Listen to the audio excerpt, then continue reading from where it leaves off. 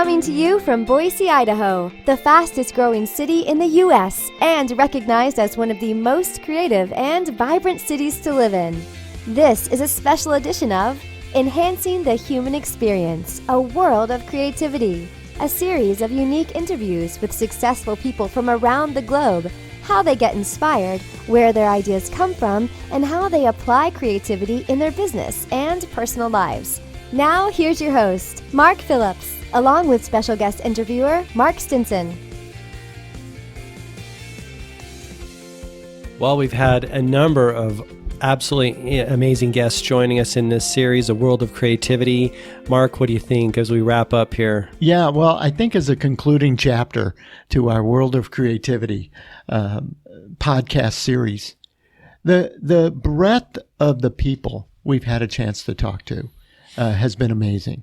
And the, I guess, depth of the conversations. Again, it's broad and it's deep. Mm-hmm. And that's what's been so fun about it, because the varied experiences that everybody has had, the quality of the input, it's just been terrific. And I thought in this episode we might just summarize, not necessarily recap by name, rank, and serial number and every bullet point that everybody, but just to kind of say what were some of the key thoughts.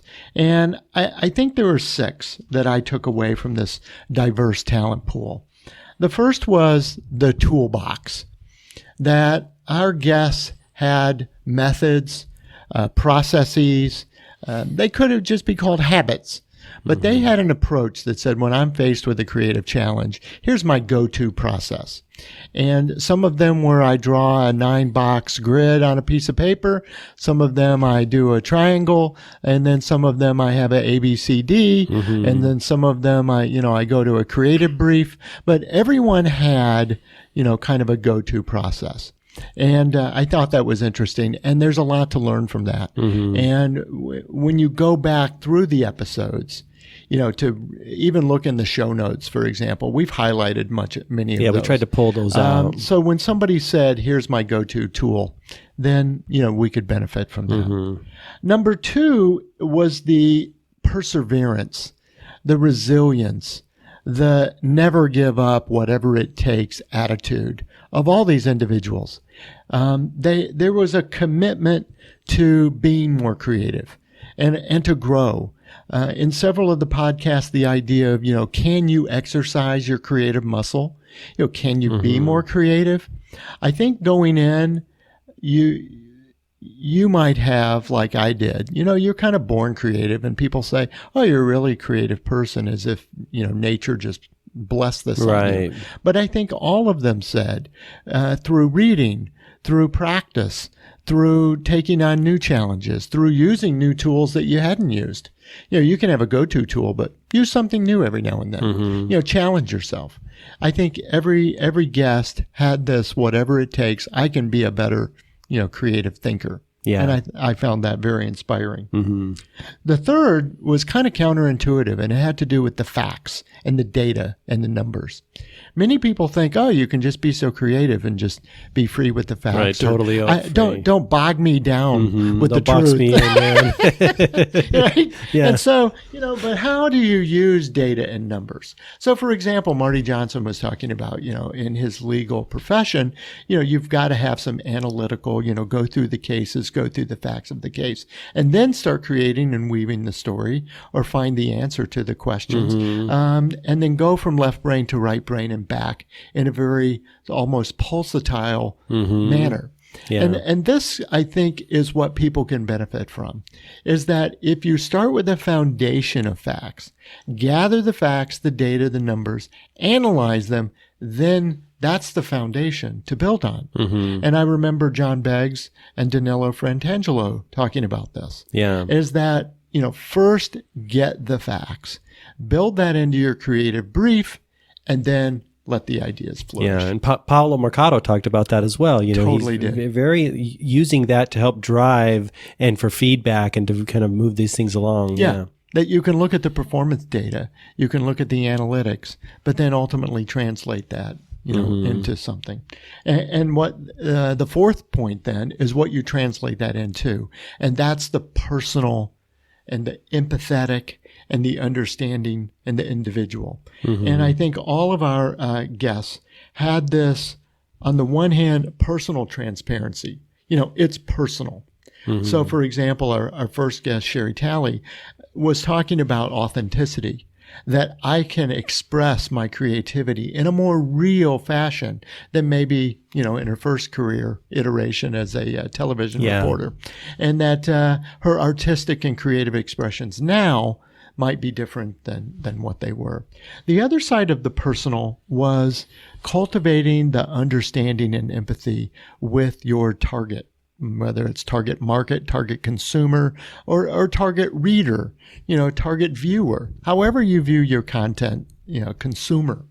And to visualize them as a real person in a real life, facing real problems. I just thought that was terrific. So Bob Bowris was talking about really seeing the person, and whether it's their struggles or whether it's their aspirations, he described visualizing and making it personal. It was very compelling. Yeah. That rather than calling them target markets, this is a person. Yeah. Yes.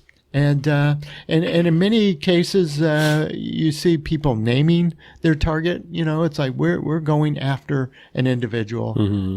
We're going to call her Mary, and that way we can personify it. The fifth is, again, in creativity, you say, the sky's the limit. We're thinking out of the box. But the fifth point I gathered anyway was that there will always need to be a plan for the obstacles, a plan for the negative, contingency plan for when something went wrong, or what could be considered a negative view, but it's really we're viewing the potential problem that we're trying to address. And our last guest, Jen Reese, for example, was talking about when you're a solo, female traveler, you need to understand your surroundings and not to be scared, but to be wise, to be informed, and be prepared. Yeah. And I think all our guests had this look at all our options, look at the negative.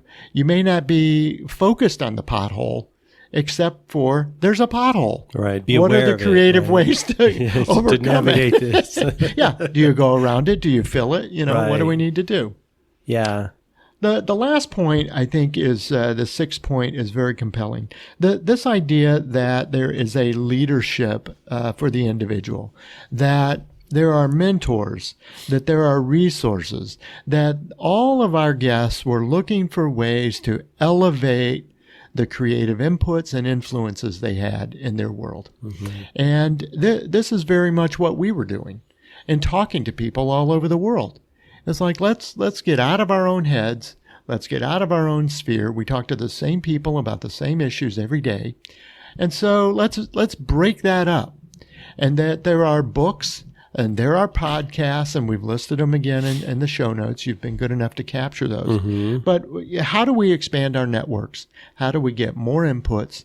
And so Kevin Fox talked about, classical music and foundations.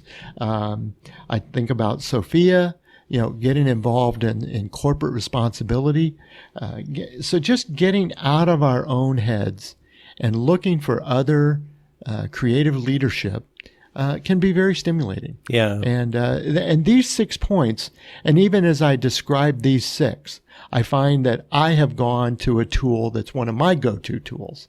And this was inspired by Edward de Bono, who has the 6 action shoes. And I've just gone down the 6 points that Edward de Bono, one of my creative mentors. Yeah, and you've mentioned him in the series. And it helps me organize these thoughts. So it's examples like that where you say, who are your leaders and mentors that I think are very valuable? And I think the takeaway from all of this is when we think of a world of creativity, I think we went in even thinking it was a world, meaning literally the world, the globe. But maybe redefining that as, wow, a world of thinking. It's just wider and broader, the universe of inputs, and how that can change the way we approach the world. Yeah. Well, it's been an amazing series that integrates with enhancing the human experience. We're creators. I love the fact that, we are, whether it's business or life, like Jen talked about, creating experiences for her personal life. there really is only one bucket, whether you call it business life, it's all in the mix. And I think we've got some great tools from all of our guests, on how to create, how to contain it, how to look at it. And I know that I've come away with a lot of great ideas. I'm sure you have too. And I think our listeners will too. I think so too. And I think back to, and I think it was in March time of the year when you had a chance to interview Joshua Pollack, the author of The Heartfulness Way. And I thought one of the takeaways from Josh at that point was the world community. And people talk about wanting to change the world. But really, the world is a collection of us, global citizens. And if we're going to, seek to change the world, we're going to do it one person at a time.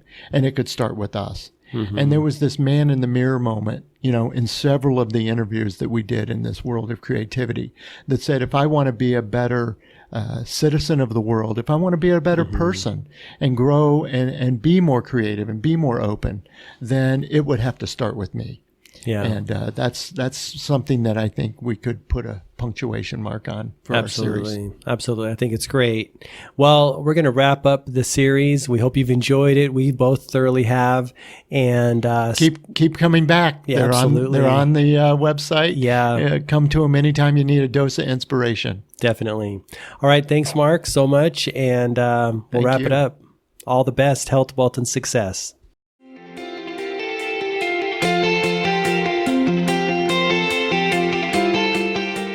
Thanks for listening to this special edition of Enhancing the Human Experience, a World of Creativity with Mark Phillips. If you liked this episode and want to know more, check out gmarkphillips.com and please leave us a review on YouTube, iTunes, or wherever you get your podcasts. See you next time.